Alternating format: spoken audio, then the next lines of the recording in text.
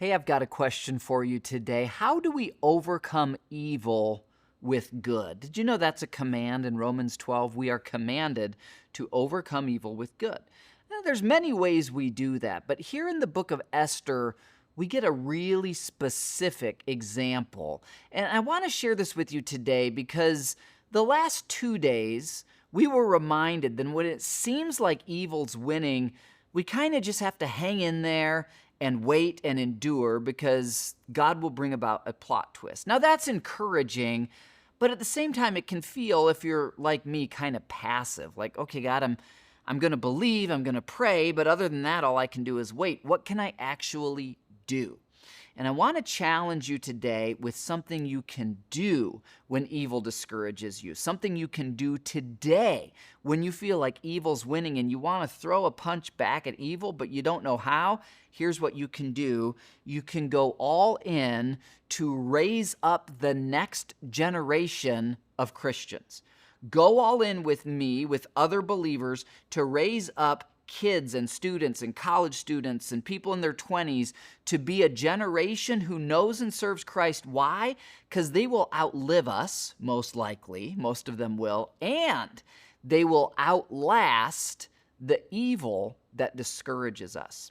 In Esther chapter 2, verse 7, we're told that this guy Mordecai had a very beautiful and lovely young cousin, Hadassah, who is also called Esther. When Esther's father and mother died, Mordecai adopted her into his family and raised her as his own daughter. So I just want you to grasp the emotion of this. Can you imagine a little girl whose mom and dad die, and then she's raised by a loving adoptive dad, but she doesn't have a mom? There's certain things moms can do that dads can't do, especially for girls. And this guy just does the best he can. Maybe you feel like, John, I'm not really equipped to disciple teenagers and college students. Here's what I can guarantee you today. God has a role for you to play. Maybe it's financially supporting ministries that do that work. Maybe it's career mentoring someone in their 20s or 30s who is in a similar career to you, and you're going to help them be successful in the marketplace so that, like Esther, they can be in the halls of power as a believer. Maybe you are a parent or a grandparent, an aunt or an uncle, and just like Mordecai, you can play that role of not just being a loving caretaker, but being a disciple maker. It's so clear that Esther was raised to fear God, to know the promises of God, and this was the work of Mordecai. So when Esther is going to save a nation and save the great-great-great-grandparents of Jesus of Nazareth, it's going to happen because of the way she was raised by Mordecai. And you can serve in a local church and raise up the next generation that way. You can do that in your own family, and you can certainly partner with us at Connection Point.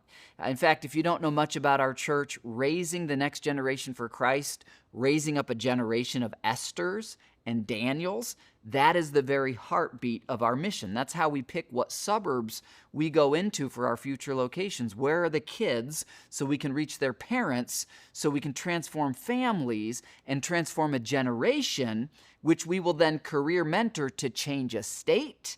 And then as we hand this model to other churches around the country, change a nation, if God would be so gracious to let us do. So I want to invite you at the end of today's message, I want you to click. You can either give to our youth worldview and everything that we're doing around that, or you can sign up to serve as a career mentor or serve in another way. But I want to encourage you, be like Mordecai and do your part.